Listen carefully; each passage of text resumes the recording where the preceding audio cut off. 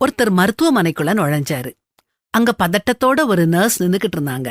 இவர் நுழைஞ்சதும், வாங்க சார், இவ்வளவு லேட்டா வந்திருக்கீங்களேன்னு சொல்லிட்டு அவசர அவசரமா கூட்டிட்டு போய் ஒரு ரூமுக்குள்ள கொண்டு விட்டாங்க.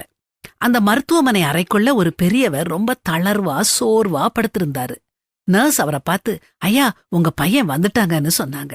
அவர் தன்னுடைய கண்களை சுருக்கி பார்த்தாரு. பையன் வந்துட்டானேங்கிற சந்தோஷம் அவர் முகத்துல தெரிஞ்சது. பெரியவர் தன்னுடைய கைய நீட்டினாரு. பையனும் அவர் கைய பிடிக்க பெரியவர் இறுக்கமா பிடிச்சுக்கிட்டாரு. இவர் ஒரு நாற்காலியை இழுத்து போட்டு அவர் கட்டில் பக்கத்துல உட்கார்ந்தாரு.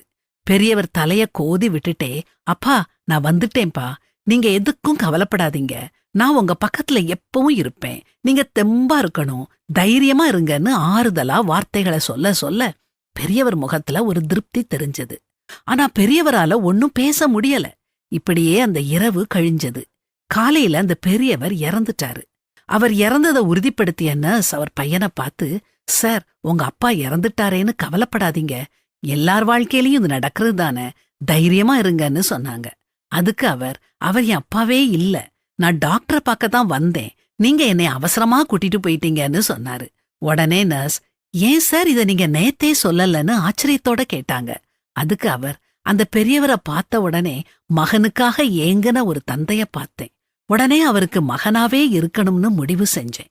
எனக்கு இந்த ஒரு இரவு ஒரு பெரிய விஷயம் இல்ல, ஆனா அவருக்கு அது எவ்வளவு திருப்திய கொடுத்திருக்கும்னு சொன்னாரு. இந்த மாதிரி நாம நம்முடைய வாழ்க்கையில செலவழிக்கிற மிக குறைந்த நேரம் மத்தவங்களுக்கு மிகப்பெரிய சந்தோஷத்தையும் திருப்தியையும் கொடுக்கலாம். தேவையில இருக்கும் யாருக்காவது நாம கொஞ்சம் நேரத்தை கொடுக்கலாமே, அது அவங்களுக்கு மிகப்பெரிய உதவியா இருக்குமே. அன்புக்கும் நற்கிரியைகளுக்கும் நாம் ஏவப்படும்படி ஒருவரையொருவர் கவனிக்க வேண்டும்னு வேதாகமமும் நமக்கு அறிவுறுத்துது.